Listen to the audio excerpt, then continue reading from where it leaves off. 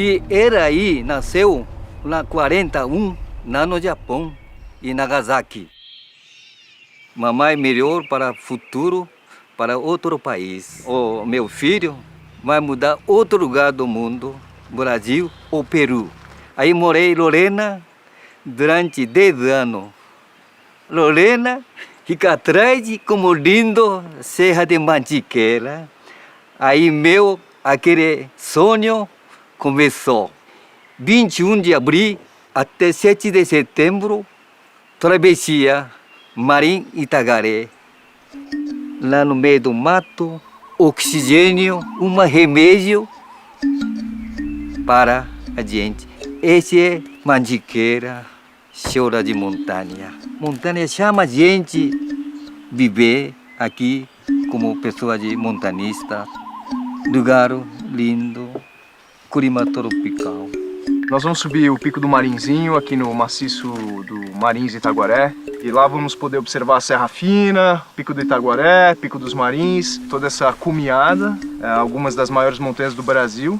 É um grande divisor de águas e é também um divisor político. Não é exatamente um divisor cultural, porque a Serra da Mantiqueira ela contém um todo histórico, ela contém um todo cultural. Isso que eu acho que é interessante explorar, né?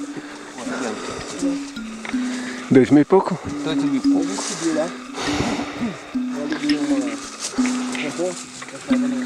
Indo devagar, né, Maeda?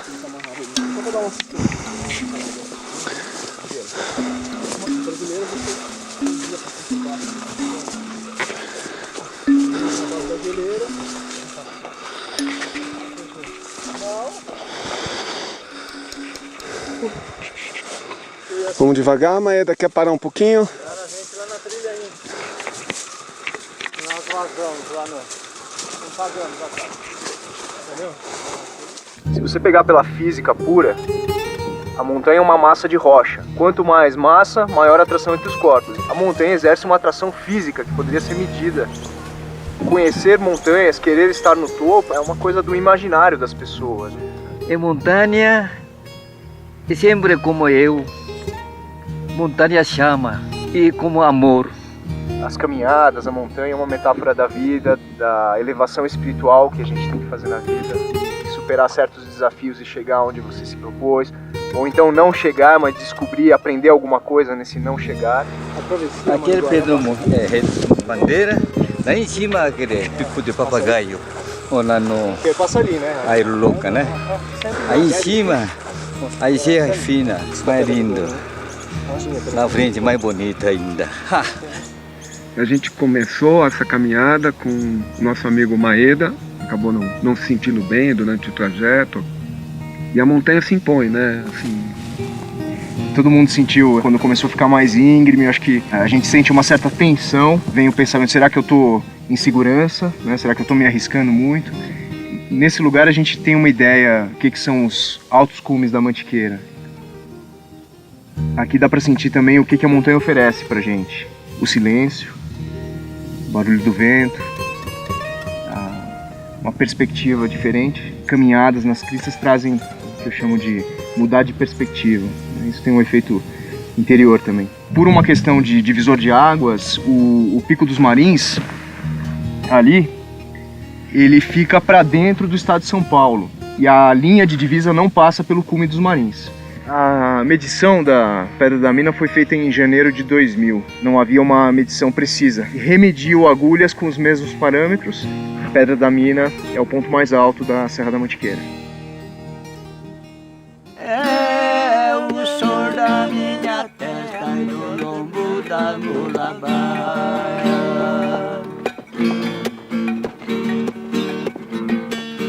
Amigo, preste atenção na letra desse tropeiro. Fui nascido e fui criado na região da Mantiqueira. Aprendi com meu avô, o senhor Mané Pereira, que há muitos anos passados ele foi o rei dos tropeiros. Conheço muitos lugares e os velhos pirambeiros, aonde que eu trabalhava para poder ganhar dinheiro, para manter minha família e a situação financeira, cantando moda de viola para alegrar os companheiros. Mas você põe no burro o vinho de Conceição dos Ouros aqui de noite, tínhamos que amanhecer no dia. Lavoura no tempo dos fazendeiros, o tempo foi se passando, parecendo brincadeira. As estradas foi entrando, já foi morrendo os tropeiros. As aves aqui, elas têm uma força, né? Uma cidade alada. O papagaio era o Amazona vinácea, papagaio do peito roxo, e que morava, ele nidificava ali naqueles veios da pedra, do pico do papagaio. Arara, arara, em Tupi-Guarani. Papagaio, ajuru, ajuru, ajuruoca, casa do papagaio. O Matutu foi descrito há muito tempo atrás por um grande viajante francês, o Saint-Hilaire, que dizia quando subia a montanha que ia descortinando vários vales, dentre eles mais majestoso, que caiu uma cachoeira dentro de uma floresta de araucárias, né? O que se diz é que os índios, não só de uma nação, mas de muitas nações, vinham aqui, peregrinavam. Aqui era um lugar de peregrinação de nações, várias nações. E uma das coisas que eu vejo assim, então, que tem no Monteiro Lobato, tem na Mantiqueira, e é disso que a gente está contando aqui, é a história da magia. Eu sempre tive uma noção aqui na Mantiqueira, assim, de que a gente estava cercado de todos os lados e a coisa subindo, assim, vindo, apertando. Até que um dia que lá do alto da serra eu olhei e falei, não, é o contrário. Daqui as águas estão saindo, daqui é que está indo. Hoje existe um estudo que as águas elas podem ser magnetizadas com intencionalidade. Então eu sonho com a gente podendo pôr uma grande intenção nas águas que saem da Mantiqueira e isso sendo levado, né? Não vejo mais a gente como um cerco. Eu vejo a gente como um lugar onde pode brotar, um berço. São centenas de nascentes que contribuem ali num espaço muito pequeno de território para dar aquele volume de água. Os antigos conheciam como Cachoeira da Mata. Hoje ela é famosa como a Cachoeira do fundo do vale. É a cabeceira sagrada.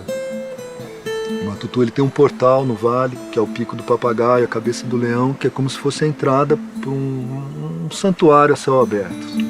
E a Mantiqueira, para mim, é uma intuição, pelas águas, pelas alturas e pelo tipo de gente que ela vem reunindo.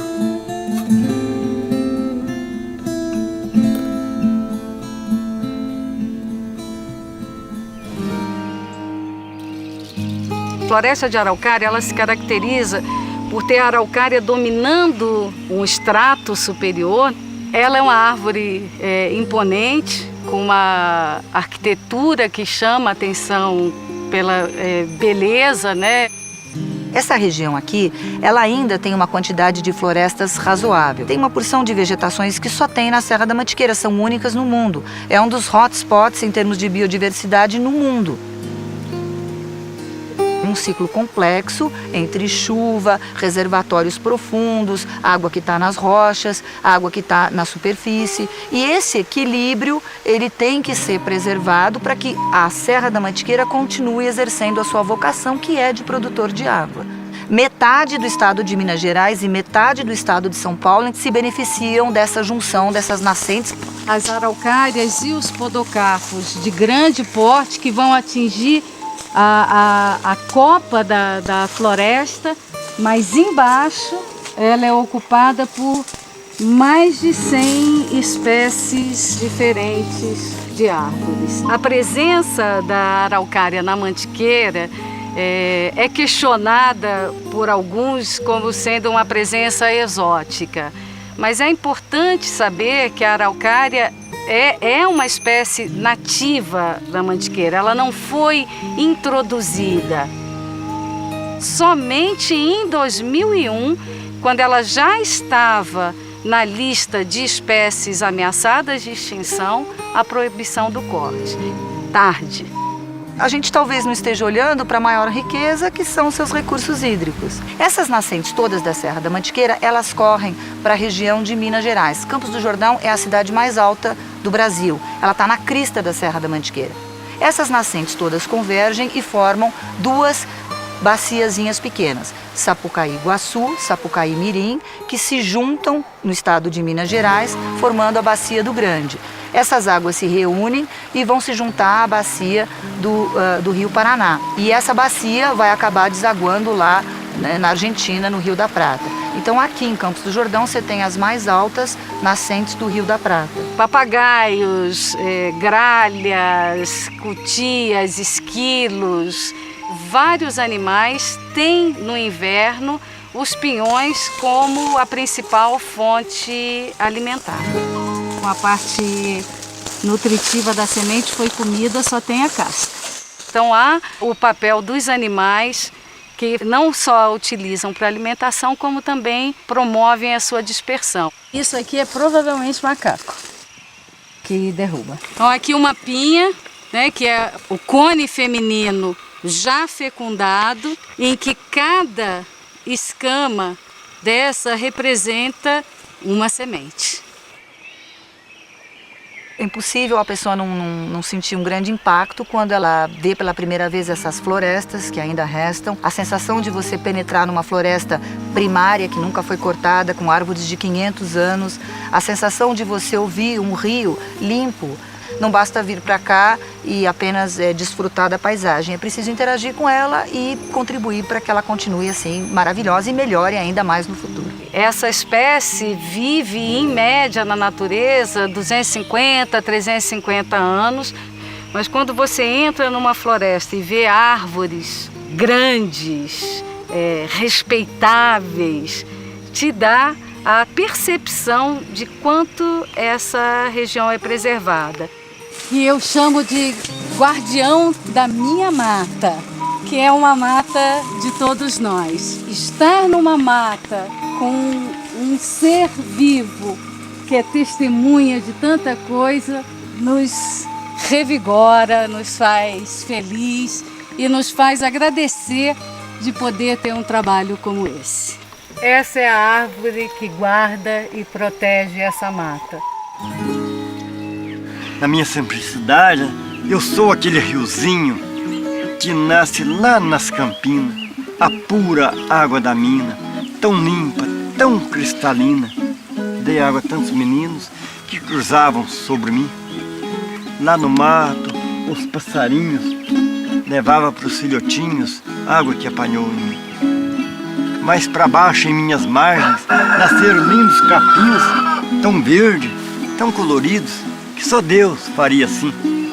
Eu prometo, na verdade, que a tal felicidade ainda mora por aqui. Mas depois segui meu rumo em direção à cidade.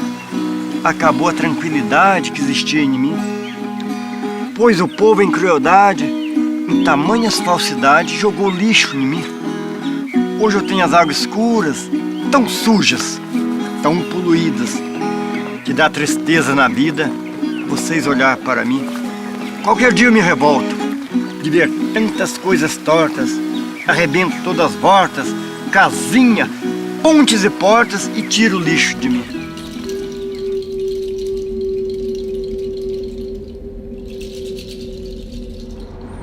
E me considero um refugiado ambiental do Rio de Janeiro que buscou a Serra da Mantiqueira para poder viver de verdade. Esse mundo tão utilitarista gosta muito de ter motivo para fazer as coisas. Fala-se muito em preservar a Mantiqueira para que as grandes cidades tenham água, mas eu iria muito mais além. Eu iria num aspecto mais profundo mesmo da consciência do ser das pessoas. Portanto, além de todos os significados materiais, eu destaco esse sentido imaterial, que é essa grande montanha que nos obriga a olhar para cima, olhar para o além, olhar para algo mais do que a gente é. No mundo todo, as montanhas têm essa característica. Geralmente elas são limites de fronteiras, de estados, de municípios e até mesmo de países. E, no entanto, o ecossistema é um só. No momento que se perder esse rumo, não há recuo. Porque aqui é um lugar de sobrevivência, aqui há ainda culturas que plantam. Você não está no apartamento na Zona Sul que você abre a bica, sai água. Quando parar de sair água, ele pode valer $1 milhão e não vale nada. Vamos plantar 5 milhões de araucária, aí eu voltava a ter madeira, podia ter algumas serrarias legalizadas, marcenarias, muito emprego, muita árvore, muita beleza natural. Pelo prazo exíguo que eu acho que tenho, eu mesmo e a própria questão ambiental planetária, resolvi fazer a doação, eu e Nívia, a doação de tudo isso aqui, apesar das dificuldades, incompreensões, dificuldades mesmo com as pessoas, assim, um pouco até admirado que essas coisas fluam com tanta dificuldade, né? Porque você está colocando de bandeja um lugar que... Ainda existe um sentimento em algumas pessoas de que a preservação é muito legal no terreno do vizinho. Tão importante quanto isso é a construção de uma cultura diferenciada, uma cultura local que percebe cada vez mais que um bom futuro da região está vinculado a uma boa gestão ambiental, de que o futuro da comunidade depende da mesma forma do futuro da natureza. A Mantiqueira não devia ser apenas um perímetro de quintal de lazer, né, das grandes cidades, e sim ela se tornar uma região, configurar e se solidificar como uma região estratégica, uma região para o futuro agora, uma região montanhosa, uma região que tem fábrica de ar, fábrica de água. Sofreu muito, mas ainda ela tem um potencial muito grande. Então a Mantiqueira tem tudo para atingir uma certa autonomia. Ela não se isola, mas ela atinge um grau de autonomia, né? Ela tem 10 mil quilômetros quadrados, a Grande Mantiqueira, aproximadamente, é o tamanho do Líbano. Então não há por que ela não ser tratada, pelas suas características mesmo geográficas, como uma região diferenciada. E a APA da Mantiqueira, a Área de Proteção Ambiental, o decreto de 85, foi criado para isso. Parece um vírus assim, né? Uma coisa que pega, você vai, começa a ir, olha de longe, aí começa a chegar mais perto, aí você fala, nossa, nasci para isso. É uma coisa que fascina demais, porque o que leva uma pessoa a arriscar sua vida numa montanha é muito diferente de um para o outro. O que dá mais satisfação é fazer na linha divisória que você sabe que está o seu limite. Você resolve, não, vou sair da zona de conforto e vou lá, independente de estiver chovendo, cara, você volta feliz. Nas montanhas tem rochas para quem escala, tem pico para quem voa. A própria montanha é pista, é um terreno para quem anda de bicicleta como eu, então sobe montanha, desce montanha. Mantiqueira é um lugar mágico, não tem outra palavra. Aqui você tem ícones da escalada, do rafting, de descida de corredeira, do mountain bike, de trekking, de corrida off-road. O escalador que abre uma rota de escalada, que descobre um novo caminho, é o autor de um trabalho que vai ser feito na rocha e que vai ser respeitado por todos os escaladores que porventura venham escalar aquele trecho na pedra. Eu não conheço nenhum outro lugar do Brasil que a pessoa consiga se deslocar, como acontece aqui, mais de 1000 quilômetros, visitando dezenas de cidades e municípios e vilazinhas com estrutura de receptivo turístico. Essas vertentes sociais, culturais, acabam encontrando o seu nicho aqui e acabam naturalmente se preservando. Então, uma vez tendo tido o êxito de subir e finalizar o serviço, ele se transforma em um dono daquele caminho. Se alguém conseguiu subir daquele jeito, deixa daquele jeito porque alguém consegue. Então você nunca pode subjugar a montanha ao seu entendimento, a via, né, de escalada. Daqui para frente é impossível, sempre se falou isso é impossível de se escalar. Vilazinhas de influência germânica, de influência italiana, de influência portuguesa muito antiga, quilombos, a gente tem tudo isso em volta dessas montanhas. A Mantiqueira como um todo, incluindo Itatiaia, Marins de Itaguaré, Serra Fina, esse conjunto daqui, toda essa sequência, é o que se pode dizer que é uma cordilheira no Brasil, não tem nada parecido. No Brasil, a Mantiqueira é única. Como todo ser humano é único, todo lugar no planeta também é único. Mas existem lugares, como existem pessoas, que são abençoadas. E a Mantiqueira, não tenho dúvida que é um lugar desse, é um lugar abençoado.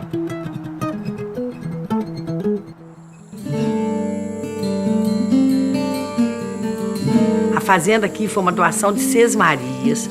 Quem ganhou isso foi um português, filho do capitão de governo, chamado Francisco Dionísio. Então, quem ganhou foi o filho mais velho dele, chamado Francisco Teresiano.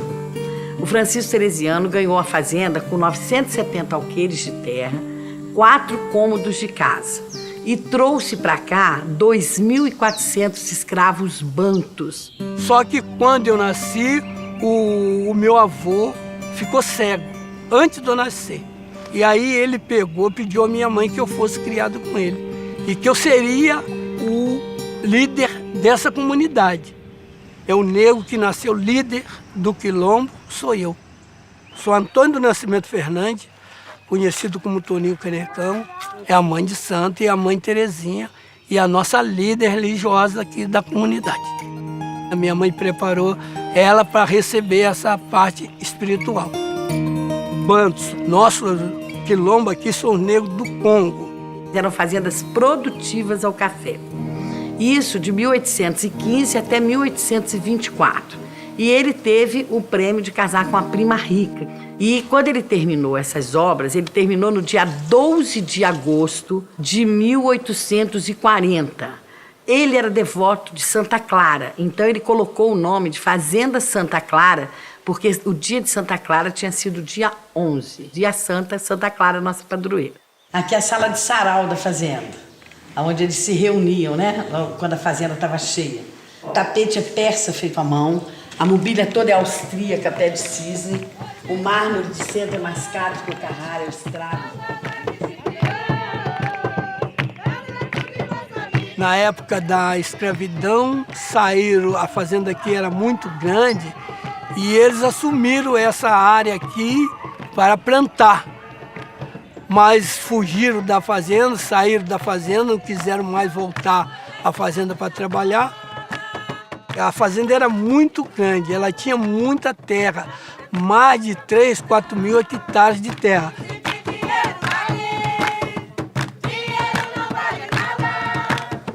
Tinha uma fazenda aqui dentro, chamada Fazenda de São Bento do Mato Dentro, onde eram as grandes senzalas e as casas dos feitores. Lá também foi uma senzala de reprodução de escravos.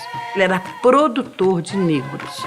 Ele tinha uma fábrica de crianças que nasciam mais ou menos 350 a 360 crianças por ano.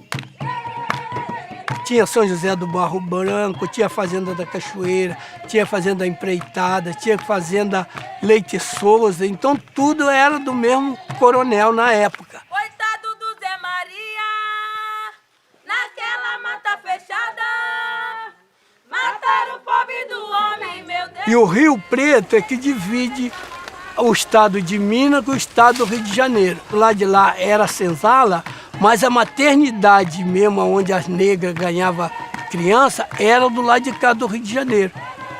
Ficava do lado de cá trabalhando na maternidade, enquanto eles ficavam do outro lado. E ele pulava o rio para se encontrar, como não sabia nadar, descia de Rio Preto abaixo e morria. Então ali também era um ponto de negociação de negro, de escravo, que lá tinha os negros reprodutores, nascidos e reproduzidos na própria Santa Clara. A masmorra é a sala de castigo.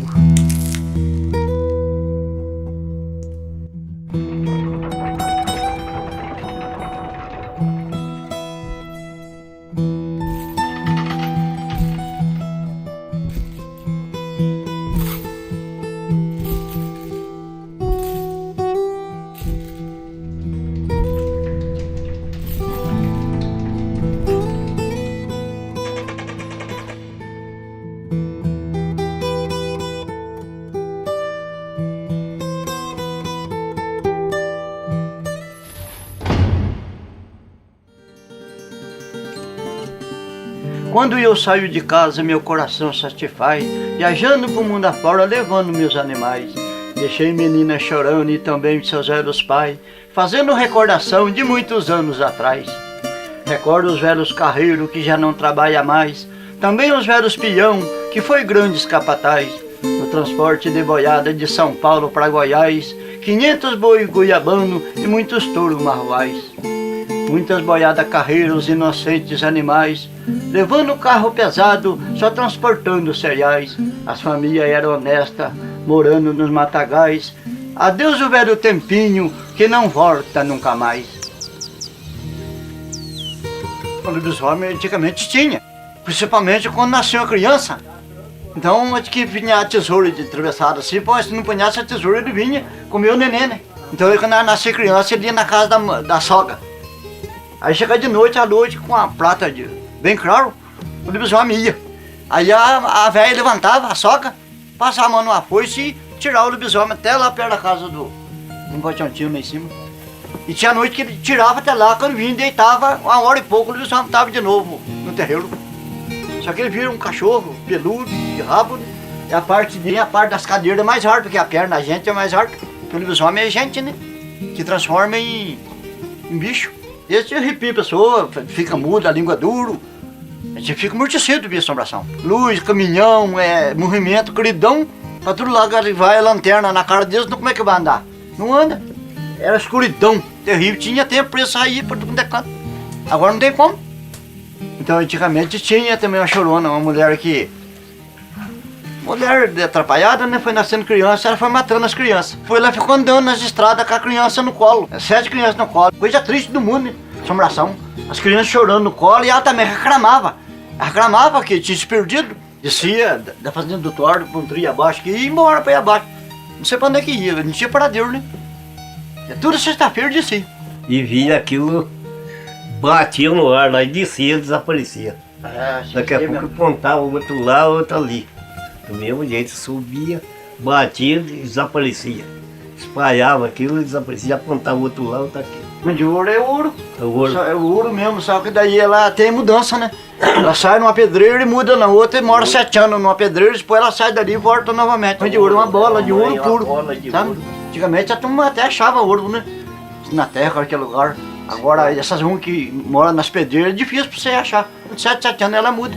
Sai numa pedra e bate e entra na pedra. Tem a morada certa dela. Carreto, né? Que é fácil, é uma coisa de um dia, né?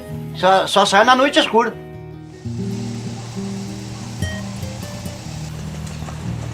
Respeitado. E o Mantiqueira tá no coração da gente, né?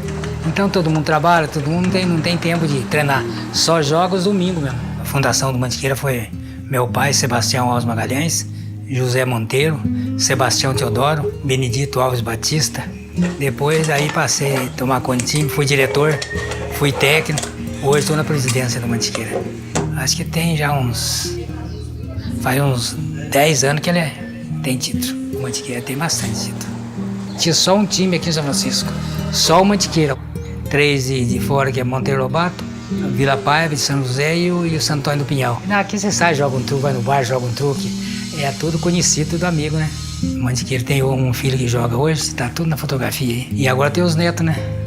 Eu acho que é de família, viu? Fui criado dentro dele, nasceu jogando Mantiqueira e tô hoje com 75 anos, tô no Mantiqueira. Eu gosto demais daqui.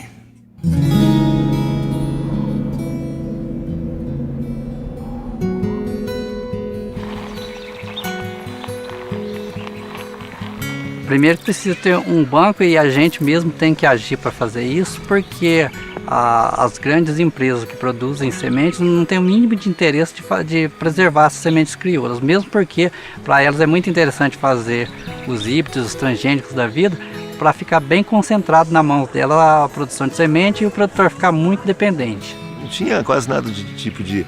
Na convencional você não tem uns bichinhos. Aí eu estou quase fechando meu ciclo. Eu já estou tendo a Joaninha na minha horta. Porque Joaninha é amiga nossa, porque ela, onde passou defensiva, ela some. Ela não vive, não sobrevive nisso aí. O próprio consumidor não aceita mais isso. Destruir o solo, destruir a saúde, a terra, e o planeta está pedindo socorro. como a gente está falando de agricultura orgânica, biodinâmica e ecológica, evidente que sementes transgênicas, nem pensar, mesmo as híbridas, é uma restrição muito grande, só se usa quando não tem outra mesmo. Terra, você faz, você monta. O legal da agricultura orgânica é que você vê a melhoria da sua terra. Depois você devolveu a vida para ela, você vê como sai a sua produção. E aqui na região da Mantiqueira, que são terras altas, não é lugar para praticar qualquer tipo de agricultura. Então é mais um apelo para a gente produzir dessa forma. Dizem que na Mantiqueira, que os caminhos da Mantiqueira foram iniciados pelas capivaras. Que a capivara tem um instinto que ela consegue varar uma serra pelo caminho mais baixo. Ou seja, ela não sobe o morro errado, ela vai pela grota. E hoje essas trilhas são estradas, estão asfaltadas. Né? Asfaltaram as trilhas das capivaras. E na Mantiqueira se passava pela Mantiqueira na época do pinhão. Como o pinhão ainda é muito farto com todo o desmatamento que houve, então você tinha fartura de alimento ao transpor a Mantiqueira na época do pinhão, e além da fartura do pinhão, tinha a fartura da caça, que era atraída pelo pinhão. O arroz de pinhão eu estou fazendo porque o pinhão ele é uma garantia da existência das primeiras populações da Mantiqueira. Os índios migravam para a Mantiqueira na época da colheita do pinhão, que ele cai na Semana Santa. Religiosamente se crê nisso aqui, que o pinhão vem do céu, é uma bênção, vem do céu, cai. As medidas são a gosto, você pode pôr mais pinhão, menos, mais cebola. Eu acho que os melhores pratos são os pratos de receita simples. Eu gosto da Mantiqueira, é pegar um cavalo e sair, dando as voltas. Mas você consegue definir, quando você olha para um pinheiro, para as matas, para esse morro. Que lugar que eu nasci, eu sou um cara abençoado.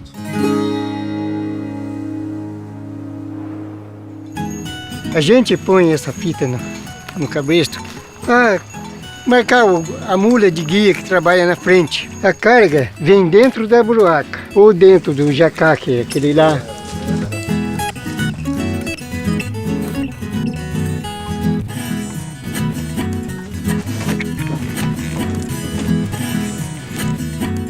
Aqui é um arreio peitoral, que vai também no burro de frente. E era colocado aqui dentro.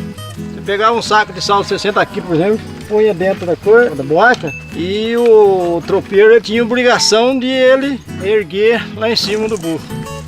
Depois vem o couro, que é o ligar, vem cobrindo a carga, por causa de chuva, essas coisas, né? E depois vem a soita. Depois vem a sobrecarga, que é isso aqui, para apertar a carga, para não cair a carga. E isto aqui se chama cambito ou arroxo, os dois nomes um sinônimo do outro.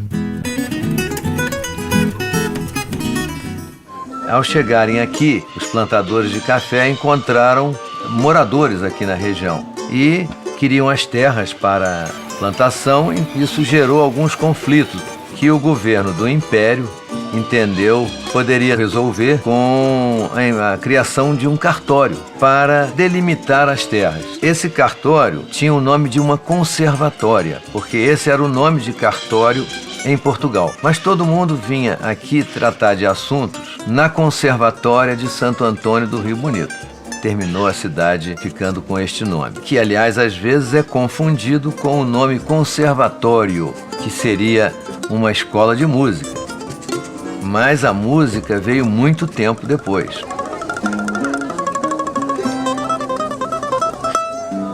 Você está em contato com Deus, com as estrelas, talvez com os seresteiros do passado também acompanhando a gente. Porque acontece coisas com a gente na rua aqui que é inexplicável. Canto uma música, quando eu chego no fim da música, é que eu vou perceber o que eu estou cantando.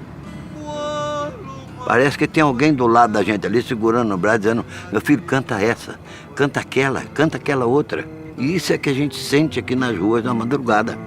Só tu dormes, não escuta o seu cantor, revelando a lua erosa, a história dolorosa desse amor Em 1878 já havia movimento musical nas ruas de conservatório. Esse agora, nós comemoramos 132 anos de tradição. Despertar a minha amada. Pode ter vindo junto com o pessoal que construiu a estrada de ferro. Aqui tinha um alemão que chamava Schmidt, ele era confeiteiro, padeiro, tocava violino na rua, o povo saía para ouvir. Outros já falam que os tropeiros vinham de Minas, pernoitava aqui em Roda da Fogueira, tocava, cantava. Pedro II vinha conservatória. Como de fato vinha ele, inaugurou nossa estação ferroviária e ele trazia consigo os artistas da corte. Depois algum fazendeiro influente pedia a esses artistas para cantar na rua para o povo. Nossa tradição é a serenata. A serenata é feita na rua, no sereno. Ela chega de madrugada, não avisa que vai ter serenata, pega a pessoa dormindo e a pessoa é acordada com a música. Aí você vai viver a magia da serenata, que é ficar entre o sonho, o sono e a música. Existe alguma coisa solta no ar desse arraial que as pessoas respiram, se apaixonam por conservatória e não sabem por quê.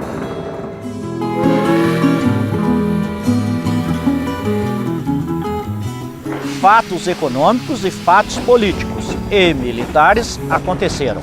E é sobre eles que nós vamos conversar um pouco aqui. Aqui em Manacá, o governo mineiro e as forças federais instalaram o seu posto de comando, instalou neste local aqui um trem-hospital, onde os médicos do hospital da Polícia Militar pudessem atuar e atender os feridos em combate.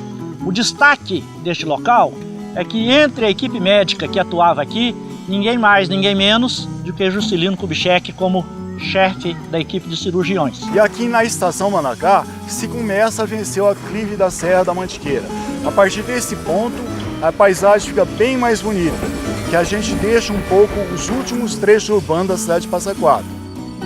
O túnel da Serra da Mantiqueira foi inaugurado por Dom Pedro em 1884, completando o percurso da ferrovia que ligava Cruzeiro a Três Corações. Mas ele significa o início da modernidade do país. Essa modernidade que chega do lado paulista, em Cruzeiro, que nasce com uma cidade já moderna, com ruas bem traçadas, aí se estende pelo Alto da Mantiqueira e dá uma continuidade ao processo de comunicação e integração entre paulistas e mineiros. Neste entorno aqui, nós temos o túnel da Mantiqueira, que é o ponto mais importante de toda essa região, do ponto de vista de estratégia e economia militar. E foi em torno dele que os combates mais acirrados da Revolução de 32 aconteceram. E havia muita falta de armamento e munição. Então, um artifício que os paulistas utilizaram foi usar matraca. Ficavam lá no alto do morro, batendo as matracas, simulando que fosse uma metralhadora. Foram as tropas paulistas que tomaram a iniciativa, ocuparam o túnel e o entorno do túnel. Fizeram disso aqui um ponto altamente estratégico, fortificado, cheio de trincheiras. Neste túnel, 42 mineiros morreram do meados de mês de julho, em torno do dia 15 de julho, até o dia 12 de setembro, quando os paulistas recuaram e foram se estabelecer em Cruzeiro. E aos paulistas, há alguns autores que falam em 630, outros chegam até 780.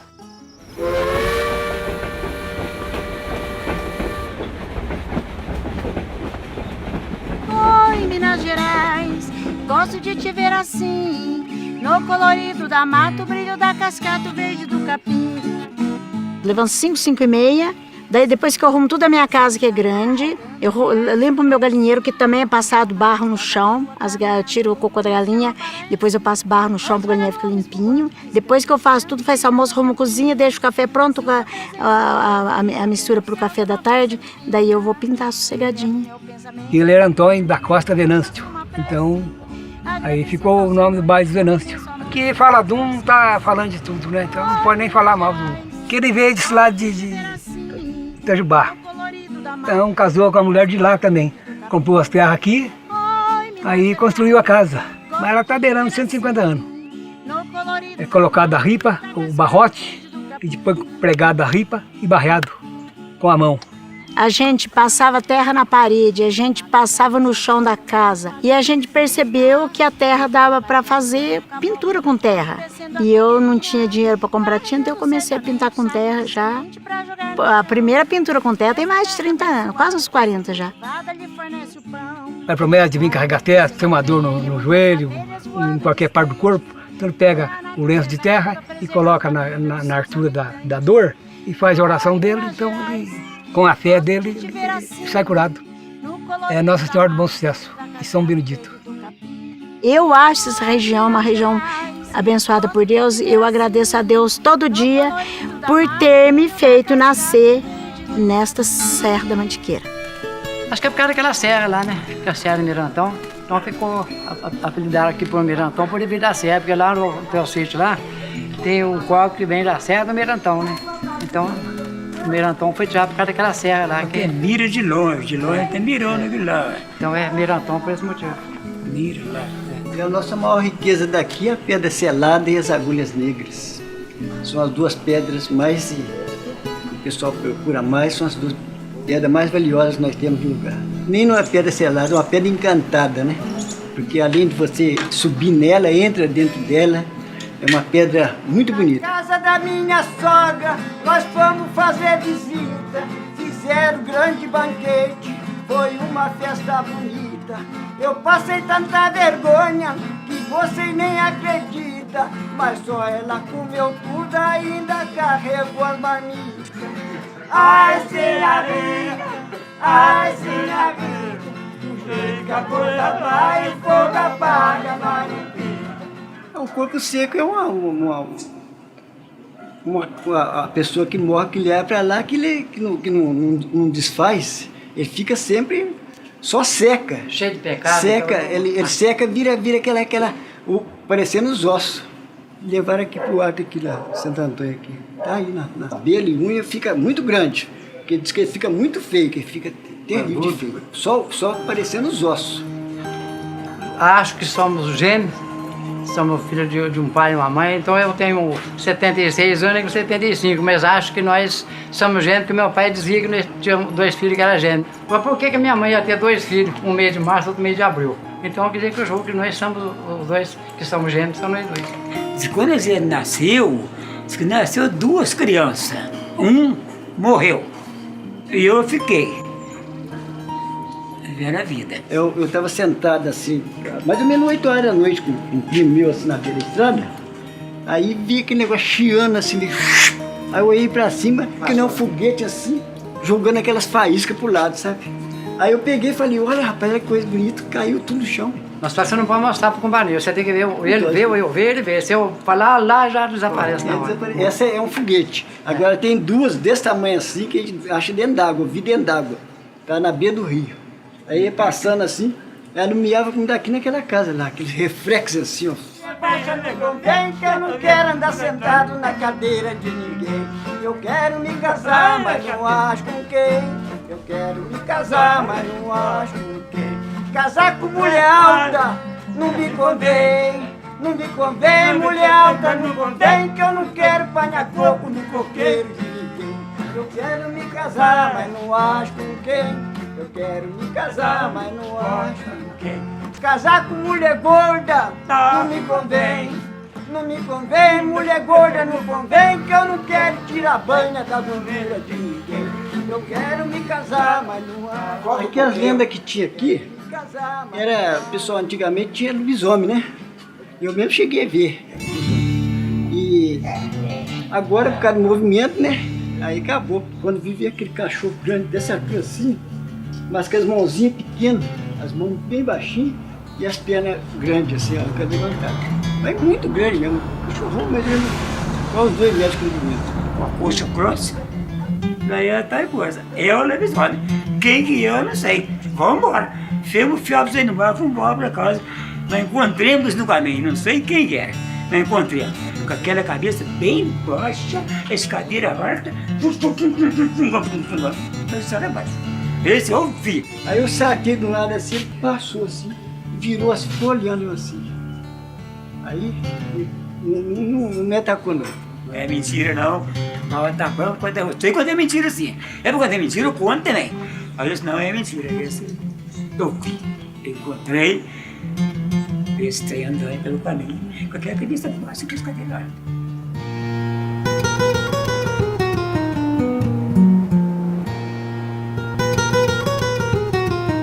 Os capítulos mais iniciais da sua formação, ela está associada a um supercontinente que existiu no hemisfério sul, que envolvia a América do Sul, África, Antártica e a Índia. E então ela estava mais ou menos na porção central desse supercontinente e foi ali que ela se formou. Será que o Itatiaia, por estar tão alto e muito frio, no passado foi mais frio e houve glaciação lá?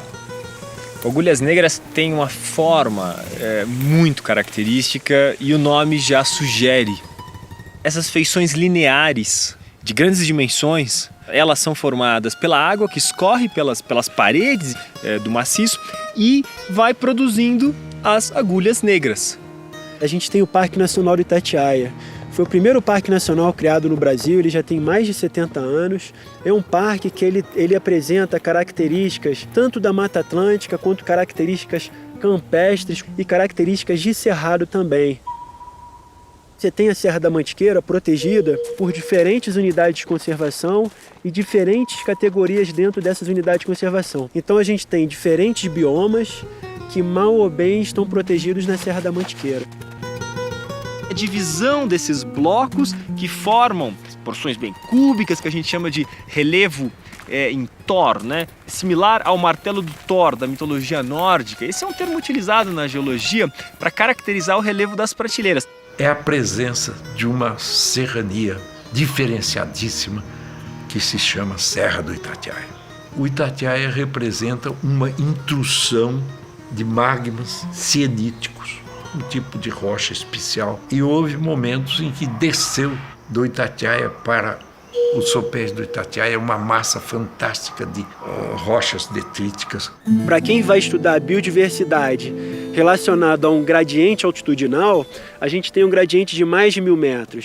Então a gente começa ali a 1.000 metros na parte baixa do parque e vem até 2.000 e quase 800 metros. E são ambientes bem diferentes, mas estão dentro da Mata Atlântica, são ambientes associados à Mata Atlântica. Aqui em Itatiaia, especificamente aqui no Planalto das Agulhas Negras, existem espécies que até pouco tempo atrás só eram encontradas aqui.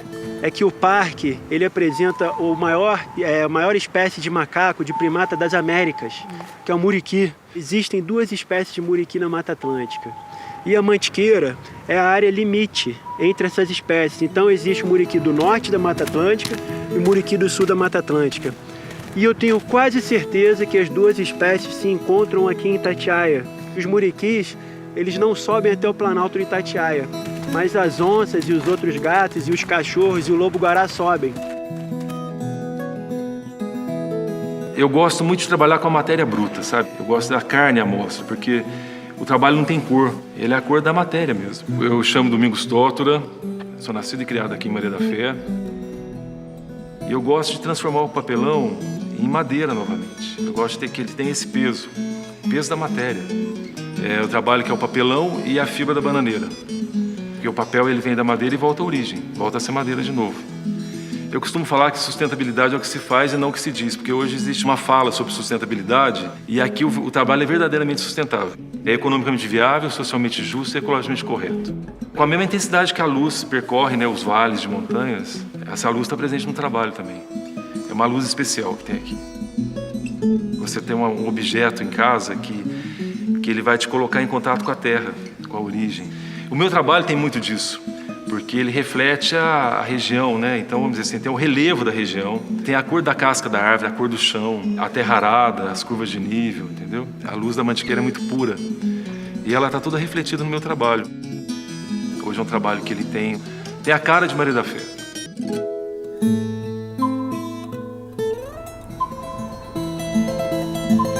Por beber dessas águas que desce como o choro das cachoeiras e traz lá de cima o gosto do céu. A gente se pega querendo subir cada vez mais alto, como se fosse possível. dar uma espiadinha no paraíso. Porque tudo que a gente tem na vida, tudo que nós somos, depende do passado. Nós somos o que o passado nos transforma. Levava daqui para São José arroz, feijão, porco. Às vezes ele levava tocada, porque se você abatia um porco hoje e botava no cargueiro para ir, então não ia chegar lá perfeito. Então às vezes levava os porcos tocados. Precisava, eles traziam tudo no lombo de burro. E levava os mantimentos que escolhia aqui para lá. Rapadura, 6, 8 canudos de queijo. O que é o canudo de queijo? O queijo para poder não estragar. Eu botava no canudo. O madrinheiro na frente tinha a pessoa... Chegava lá, ele ia preparando o feijão para cozinhar e fazia o café para quando a tropeirada chegava, para desarrear a tropa, essas coisas, já estava tudo pronto já. Eles arrumavam o ligar para dormir, arrumavam a mesinha assim para jogar um truco, né? No Rio do Peixe aqui, se tivesse cheio, às vezes você não conseguia passar, você tinha que esperar baixar, às vezes dar volta.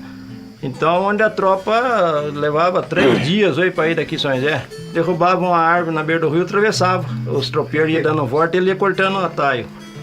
Era um orgulho, cara, ter uma tropa bem montada, uma animalada bem traiada, para exibir e por prazer próprio.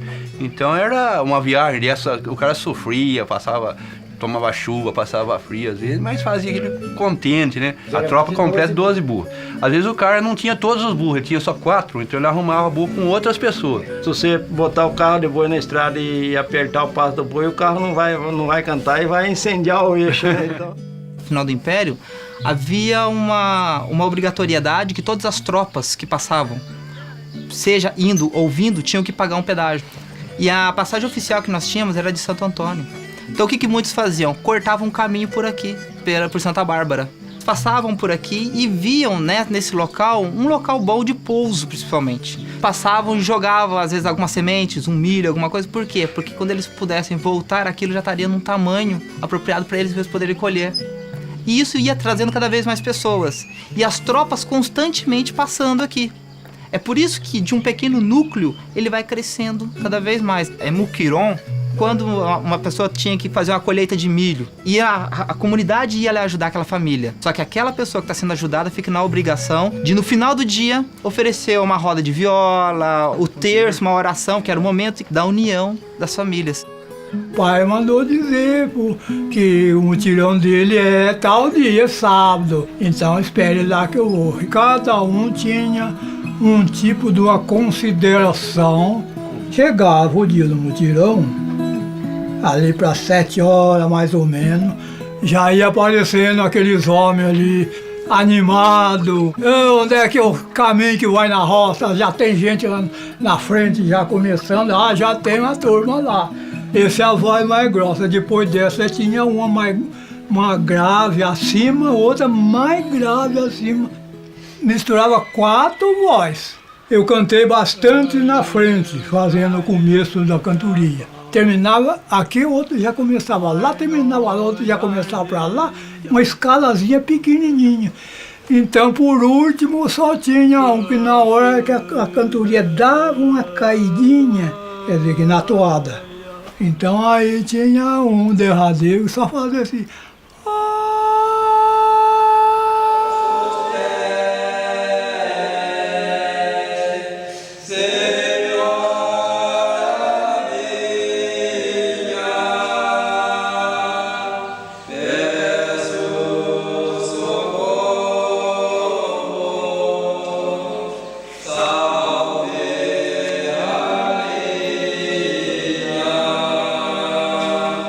Representando o velho da Mantiqueira, está aqui. É o velho que é tão sábio que ele sabe aconselhar e sabe orientar e sabe também prever o que vai acontecer. Esse lampião significa luz, sabedoria. Esse cajado significa revestir ele de autoridade. Então comecei a esculpir a madeira e retratar os homens da roça, a lida de cada dia desses homens. Que o homem do campo, ele transmite uma afeição bonita, porque são as rugas, o sofrimento dele, a postura que ele fica, Então eu gosto muito de fazer o homem da roça, embora alguma vez eu faço alguma imagem de santo, mas o santo também fica parecendo o homem da roça, porque o santo nada mais ou nada menos que foi também o homem da lida do dia a dia, né? Eu adotei de trabalhar só com jacarandá, pereiro, taiú, que é madeira nobre. Se nós temos de preservar a natureza, eu vou trabalhar só com madeira morta. Semana eu vou subir na Pedra do Baú, ele falou, né? A todo mundo admirou subir na Pedra do Baú como, né? A semana nós vamos lá para provar que subir na pedra. Então nós fomos por aqui para o Barro Grande, a banda de música. E quando chegou bem no pico lá, ele achou a bandeira brasileira. Falou, vamos ver se ele vai não. Passou a bandeira brasileira, aquela coisa. Aí desceram e foi embora. Que a cidadinha de São Bento, que é tão pequenininha, o objetivo que levou ela para riba foi a Pedra do Baú. Que pena.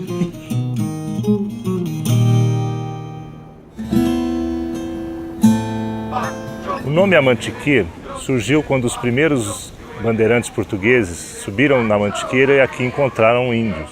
Os portugueses, tentando pronunciar a palavra Amantiqueira, com seu português arrastado do século XVI, falavam Amantiqueira. Esse nome surgiu de uma lenda que conta a história de uma índia que aqui vivia e que se apaixonou pelo sol. O sol, em princípio, não se interessou pela indiazinha, mas com o tempo acabou reparando na sua graça e, para poder namorá-la, ele se deteve no meio do céu. Isso causou um transtorno enorme, porque não havia mais noite, ninguém mais dormia e ninguém mais sonhava. Até que a lua se revoltou e foi reclamar com o deus Tupã como que o seu namorado, o sol, poderia se apaixonar por uma simples índia. Tupã, que era um deus muito ocupado, não pensou muito, resolveu separar os dois amantes de uma forma definitiva e sepultou a pequena índia no seio da montanha.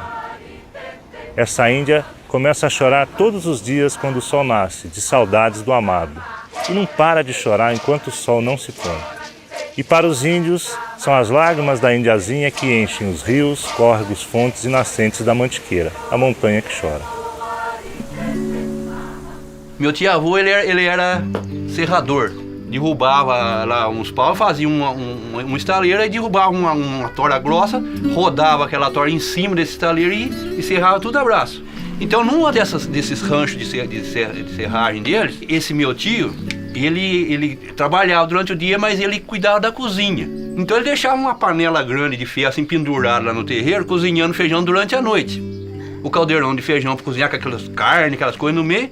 Quando chegava no dia de manhã cedo, ia lá, cadê a carne do feijão? Desapareceu durante a noite, né? Aí ele falou assim, tem algum malandro roubando a mistura do fogo, eu vou sondar pra ele. E de repente ele escutou um barulho no mato assim, que viu aquele negócio, aquele ser estranho lá, né? Igual um esqueleto, só cor e osso. Chegou na boca da panela, aí que o corpo seco enfiava a mão dentro da panela de feijão, assim, aquela mão seca assim, escorria toda a carne e o tocinho e põe comida. Aqui tem um ponto que é o Pico do Selar, onde tem uma pedra, que lá é o lugar onde encostava todos os corpos secos. Né? Punha ele num canto e tinha que sair de fácil, que se virasse ele montava e não queria voltar, porque de toda forma ele queria voltar no convívio da comunidade. Ele falava antigamente história de assombração, aí entrava boitatá, lobisomem, saci, eu vou contar muita história de saci. E existem duas versões do corpo seco. Uma é que vendeiro, que é ganancioso, que rouba na balança. Então, uma pessoa que rouba na balança, no final da vida se transforma em corpo seco. O filho que bate no pai ou na mãe. Aí ele fica amaldiçoado, quando ele morre, o corpo fica seco. Uma ventania estranha começou lá na montanha e chuva vinha rompendo. Eu desarriei a tropa, fui procurando uma toca para mim logo me escondendo. Me acocorei num cantinho pensando em estar sozinho, mas levei um baita espanto. Quando eu ia para um lado, um corpo seco encostado, de pé assim lá num canto. Eu dei um salto para fora, chamei por Nossa Senhora e disparei no carreirão. E só parei num pé do morro, já pedindo por socorro lá no meio de um grotão. Jaguatirica você vê, aqui tem muito. Jaguatirica vem tudo. Lobo-guará. Agora se ele veio aqui pegar galinha. Quando eu olhei, que eu falei, pai, olha que bonita. Quando falei, era a única vez que eu vi. pintadora, o Sarto. Meu avô morreu com 102 anos. E ele curava todo mundo, é um médico do bairro, só com raiz e semente e coisa. Aí, aqui a gente amarra a parede, amarra lenha com cipó torcido assim. Torcido assim, vai. Virou uma corda, hein? Esse é cipó de imbé. Era um caçador de paca lá no Grotão. E eles foram caçar, sortou o cachorro lá, não deu caçada, aí deram embora. Os cachorros engarupou em cima de um bicho e bateu, mesmo em vez de ir pro mato, vieram pro campo. Os cachorros acuou, os dois irmãos vieram disparados, pensando que era porco do mato, e os cachorros acuando, porque ele que era um porco que estava encostado lá na cava funda. Os cachorros de baixo, quando o Chico Gídio chegou com a lanterna, bateu a lanterna, tá um velho de chapéu de pai na cabeça, 2 dentes na boca, só olhando os cachorros embaixo. Ele falava, arrepiava os braços dele. Botava o clorofila, mandava pegar a cachorrinha da brava, esquentar no rosto, primeiro até sair o sumo, aí pingava no vidro, ficava, era o remédio. Isso aqui se pode arça, a gente corta ele, torce, alaça um boi e não arrebenta. O cabrito come muito. Onde tem cabrito, esse aqui é o cipó que eu falei que é remédio. Vassoura de cabrito, quer falar? Então. Aí. Tem corpo seco, é os filhos que batem no pai e mãe. Vai secando, nem a terra não quer ele. Não pode, só fica puro pregado no osso. Né? Pau de sacatrapo. Pau de sacatrapo. A espingarda tem um negocinho pro Chico, quando quer tirar a bucha, rosqueia do cano e puxa. Chama sacatrapo. A mata tem 2 coisas. No silêncio da noite é um silêncio profundo, né? Um fecho no coração, fica meio, né? Quando a mata vem morrendo, aqui, os últimos passarinhos cantam, dá aquele silêncio. Depois começa a coruja a cantar. Agora o romper do dia é uma harmonia bonita, né? Canta passarinho, grita, faz barulho, faz outro. Coisa linda, linda, linda. O romper do dia no mato.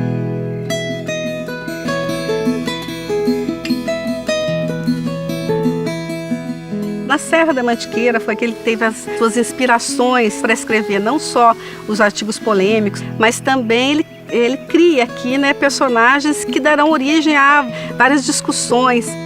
Então Jeca Tatu nasce na Serra da Mantiqueira, nasce aqui da visão do Lobato com o caboclo, com as pessoas que moravam nessa região.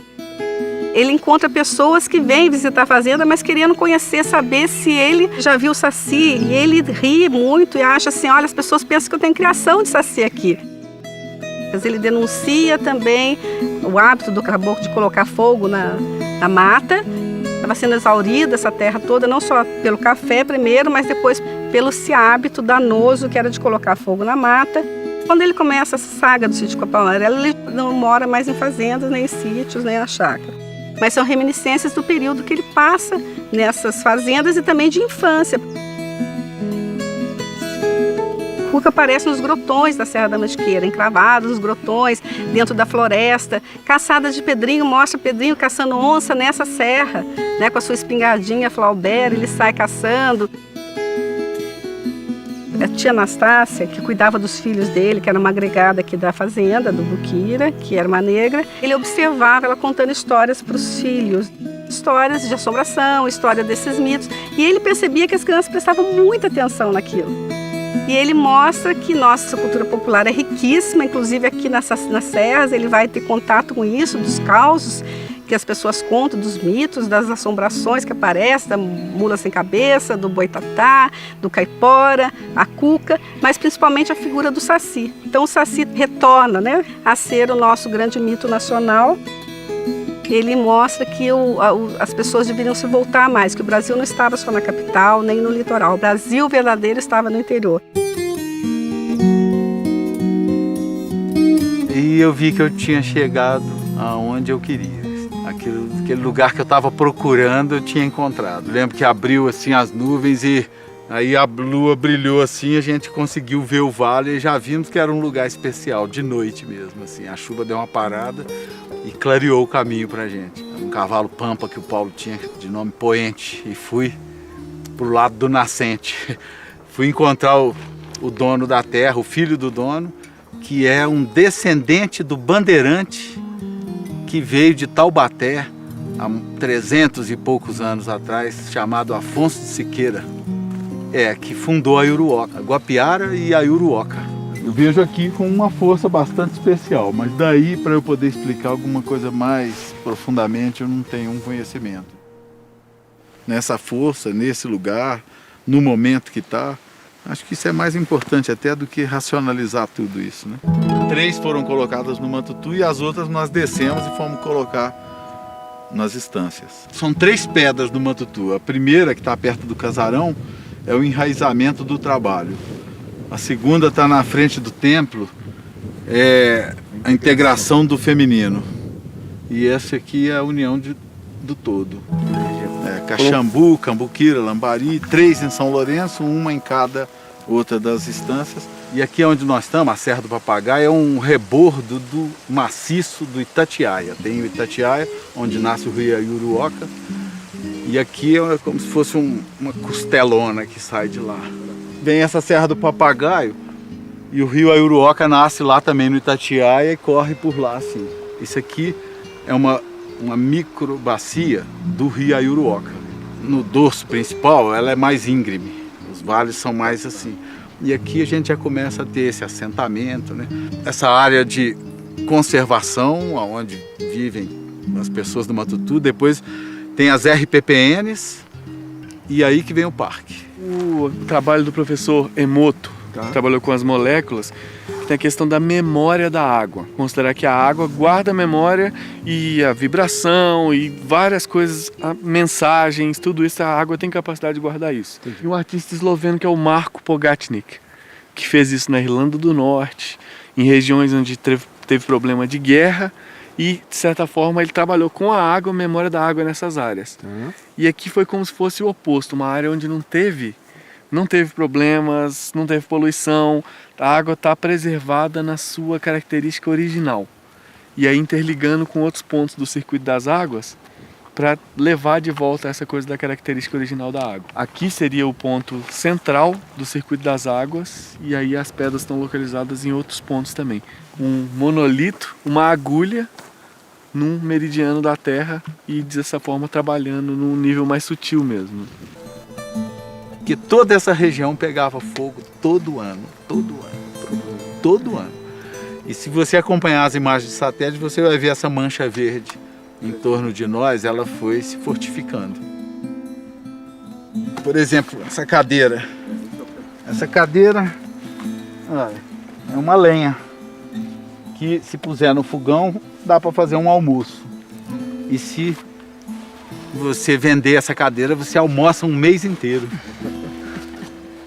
Certo? E isso é uma forma assim de reconhecer a riqueza que existe num lugar e que um povo não está acordado para ela. E esse povo da Mantiqueira está começando a acordar para isso. Não precisa sair atrás de dinheiro para ir comprar tanta coisa. Que aqui nós podemos até vender alguma coisa, né? Que é como fazer a casa, como fazer o móvel, como fazer a estrada. E eu penso que nós somos já mesmo uma ponta no retorno, assim. E aí esse lugar vem se recuperando bastante rápido, as árvores crescendo muito. A gente está aqui nesse quintal, mas corre o risco assim de dar uma sorte e encontrar uma onça aqui. Eu já sentado ali naquela candeia, já saiu uma onça aqui, assim, ó, nesse lugar aqui saiu, deu de cara comigo. Isso é fruto da ocupação humana com um critério. Tem muita gente vindo para Mantiqueira, muita gente. Essas pessoas que estão vindo morar são todos guardiões. Aqui é o campo do Estreito, a macieira é aquele campo plano que a gente passou onde estava a pedra. E esse aqui é o campo do Estreito, por isso que tem aquela passagem estreita onde os escravos apartavam o gado. O gado mais leve, mais parecendo cabrito para pular de pedra em pedra e não cair nos buracos. Em setembro, outubro, quando começava a chuva, queimava os campos, trazia o gado. Em abril retirava. Ela sempre vinha aqui, ela falava, um dia eu vou fazer um ranchinho aqui. Você perdeu ela, né, Guilherme? Ela viajou, tá fazendo lá do outro lado, esperando a gente.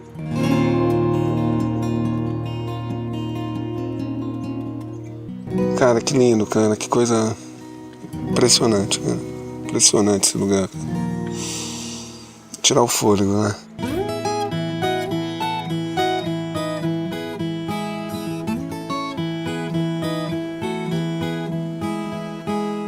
A primeira coisa que a gente vai se remeter aos velhos, né? Aos anciões, na verdade, né? Então foi um contato com os anciões da Mantiqueira. Eu tive a oportunidade de colher vários depoimentos desses anciões e foi muito bom ver assim como a comunidade encontra um sentido quando ouve os seus anciões. Pessoas que tem por excelência contar histórias, né? E mais do que as histórias, a pausa entre as histórias. Aqui eu, meu irmão e minha irmã. E aqui meu marido, ali carro de boi, carroça. Eu era cozinheira, lavadeira e passadeira, jardineira e hortaleira. Era tudo isso. Era muitas famílias, né? Mas da dos Bila era o meu sogro com a mulher e os 3 filhos. Ficou Bila, o Bitna e o Flash. Aqui não vinha um brasileiro, não vinha naquela época, só alemão. Porque quando veio os imigrantes, era mais de 200 famílias, viu? Pedro Lobisomem, ele mora por ali, aquelas casas por ali. E o pessoal tudo conhece ele. E lobisomem. Lobisomem eu vi uma senhora dando um depoimento muito sério, assim, que ela viu, né? Andando com a mão no chão, o vento agitando tudo em volta deles. E a sensação de medo dela contando assim, olha, eu não sei não. Eu não acreditar eu não posso. Eles falam dele porque ele tem quase 100 anos e nunca ficou doente. E ele não tira o paletó pra nada. Só anda de paletó, porque o sol tá arrebentando que tá só de paletó. E a unha dele é desse tamanho assim, ó. Então o pessoal fala que ele é lobisomem porque ela diz que o jeito dele é esse. Todo mundo tem medo dele. Fala que ele é lobisomem porque todo mundo tem medo dele. O lobisomem é esse negócio mesmo que nós conversamos. Essa parte que atentada, esses demônios, essas coisas, é tudo um só. É tudo um só. Só que parece que tem uns que é mais brabo, não sei, mas tem uns de 7 estrelas, 7 chifres. São coisa fantasma que abaixo de Deus é isso, né? Eles falavam que era mãe de ouro. O senhor nunca teve filhos? Não. Também nunca casou? Não. Eu já vi isso passar. Passava e sumia. Acho que quando chegava no rumo de alguma pedra muito, montanhosa, que batia, ela dá mas ainda dá um estouro ainda. Aí ela entra toca na pedra. Mas aquilo é um cavalo de fogo. É um cavalo de fogo que sai de uma rocha e bate na outra. Botava o escravo para cavar, fazia buraco e enterrava o ouro, enterrava o escravo lá também. E aonde ficou essa assombração, que eles dizem que há muita assombração, foi devido a isso. E às vezes eu matava o escravo e depois o demônio ficava vigiando aquele lugar, visível e invisível. Eu gosto de tocar e elogiar o grande artista, né? Eu sou filósofo, ainda sou invisível ainda.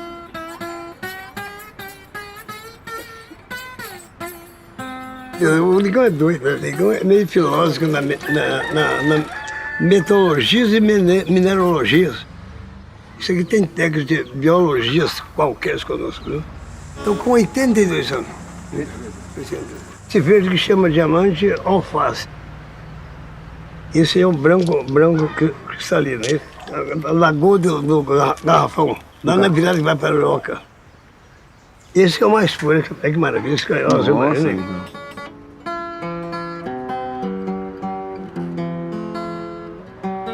Venham pelo o campo, aqui feito uma luz também, tudo fogo assim, rapaz.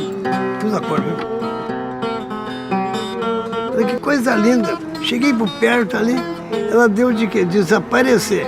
Mas eu vi cair um pelotinho. Eu peguei, parecia uns pipitinhos de ouro.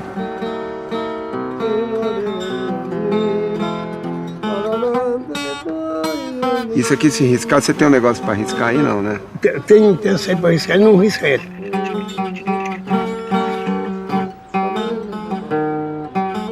Faz o violão falar as 7 línguas, né? Solista.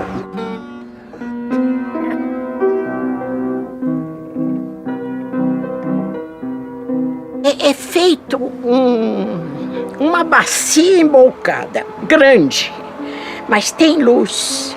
A gente via aquele negócio, uma luz meio esverdeada, acoplada, sabe? E aquilo foi indo, até sumir atrás da montanha. Aí que soltou a fala. Vocês viram o que eu vi? Vi. Você viu o quê? Nós vimos. Luz para baixo, sabe? Aquela luz assim para baixo. Mas imenso, aquilo imenso. Eu te mostro 2 elefantes aqui em frente. Depois, você olha, não olhando o elefante, esquece o elefante. Você pega da cabeça do elefante para baixo. É o cachorro. Eu que descobri. Se eu mostro para você, você vê direitinho. As estrelas daqui é diferente. Diferente. Tem estrela dourada. Estrela dourada. E pisca que você diz, mas não é possível. Cachorro com a orelha grande assim, tem a sombra da orelha, tem os olhos, tem o focinho.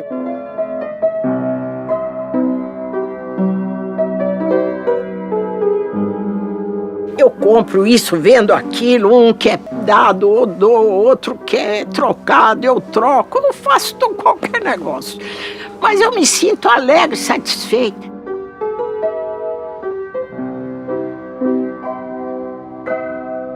Eu aprendi sem acreditar, eu não acreditava.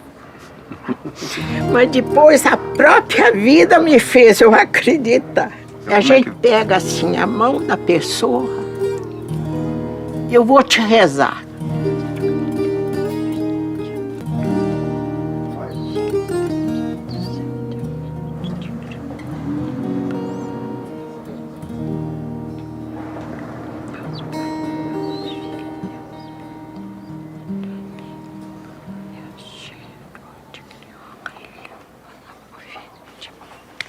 Pronto, você está rezado. É o mesmo som de regato e a mesma névoa no ar. É o mesmo cheiro de mato depois da chuva molhar. Mantiqueira,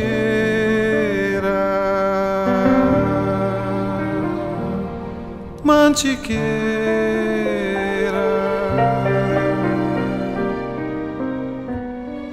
caminho de terra na volta pro meu lugar.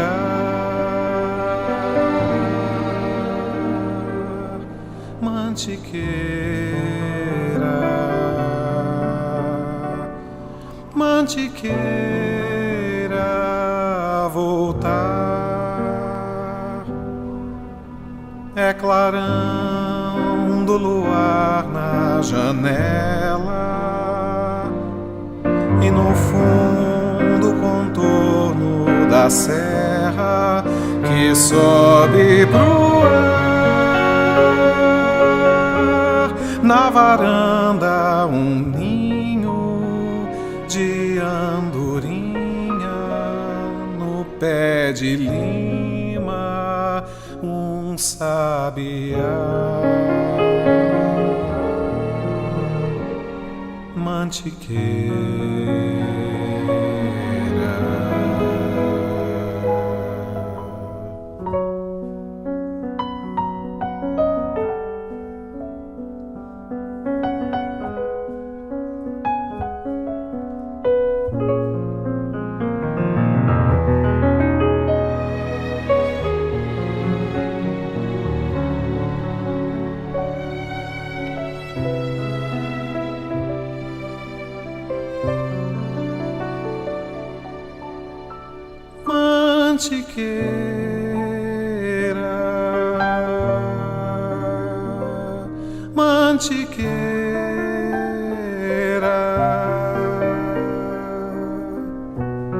Caminho de terra na volta pro meu lugar.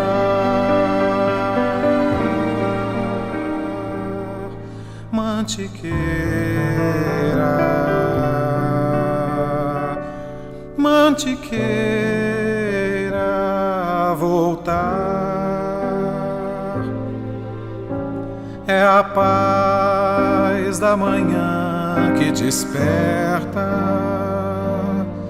e um vale de portas abertas para quem quer chegar.